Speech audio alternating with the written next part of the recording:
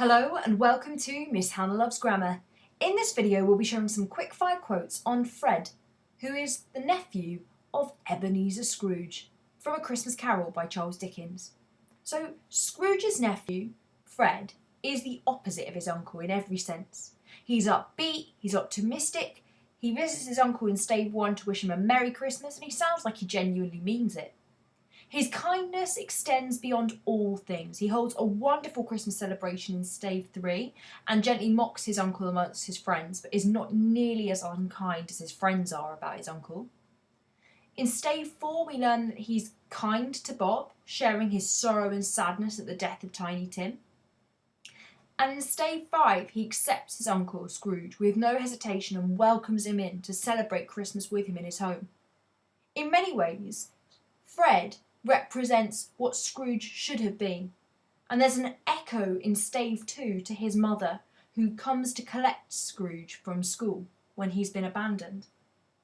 You know, she says, "I have come to bring you home, dear brother," and it feels to me that Fred is a symbol of bringing Scrooge home to who he really is, the generous man we know him to be at the end of stave 5.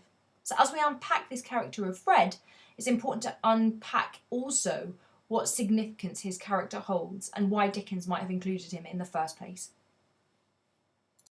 So our first quote of the two from stave 1 is the introduction to Fred, all in a glow. So this is just describing how he bursts into Scrooge's office, and he's full of bright charm and he's even literally glowing. Now, it's not because he's emanating optimism, it could symbolise that, but it's suggesting he's walked fast to get to his uncle's office, suggesting he genuinely values that familial interaction. Perhaps Dickens is illustrating the importance of family and those kinds of interactions for Fred by the sheer fact he's rushed straight to see his uncle in his workplace.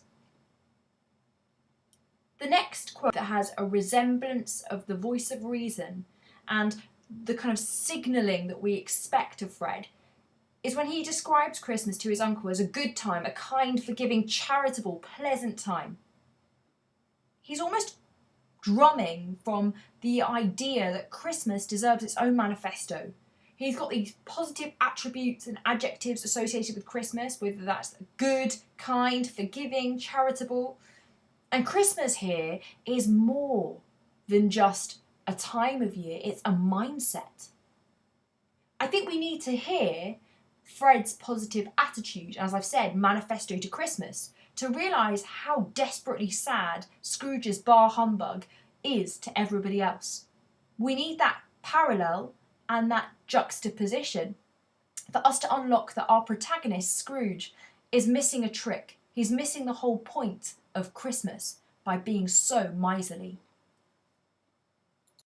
When we fast forward to stave 3, the ghost of Christmas Present takes Scrooge to see what Christmas in Fred's house is like. And Fred is putting up with his friends mocking him for his uncle. But he's honest amongst his friends about his uncle. He's not cruel though when he says his offences carry their own punishment. He later goes on to say, "Who suffers by his ill whims? Himself, always." The semantic field of suffering from the nouns offences and the compound noun punishment accentuate the frustration that Fred feels in that moment and situation with his friends mocking him for his uncle. And it suggests also his frustration at the decisions his uncle takes around how to behave. Perhaps Dickens here is offering a reminder for us as readers of the true cost of selfishness. It is solely the impact it has on owns oneself that actually does something damaging for us. And if anything, Fred is objectively alarmed by the sentiment his friends share about his uncle. He cannot change the situation. Now, ironically, because Scrooge is listening in on this, it compounds the urgency for him to have to realise there are consequences for how he chooses to behave. But it's not until stave 4, when he sees Tiny Tim dead, that he decides he really must change. And in stave 4, we note that Fred does the right thing by the Cratchits. He shares his greatest sympathy with the family. He is truly the moral, correct man that Victorian Britain and Victorian readers would love to learn of. He does the right thing in social situations, and he's upbeat and wears a smile in as many situations as it is socially acceptable to do so. But his frustration at his uncle is managed with very much the finesse as needed, as we see by stave 5, when there is a transformation with his uncle. So by stave 5, as I've acknowledged, there is a huge transformation in Scrooge, and that's reflected by his decision to go to Fred's for Christmas. There's a wonderful party, wonderful games, wonderful unanimity, wonderful happiness.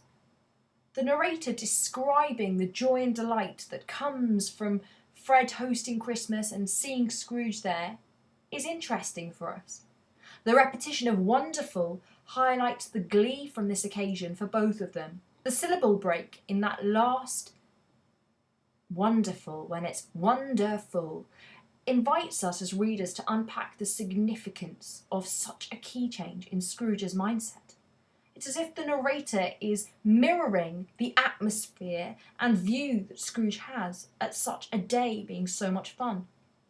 The fact the word unanimity, which means, care and concern for others, matters at all is really reflective of the transformation that Scrooge has taken. More than anything, that juxtaposed against words like party, games, happiness, these words are associated with relaxation and frolics and fun. This is the opposite interest to what Scrooge had in stave 1. So I wonder, does Dickens depict our narrator as encapsulating this mood to echo the moral significance of Scrooge now valuing his family and Christmas as a time for joy, a time for caring, a time for sharing, finally echoing Christian values? If nothing else, Fred unlocks the way for Scrooge. From the start to the end, Fred is consistent. He watches and accepts his uncle's transformation.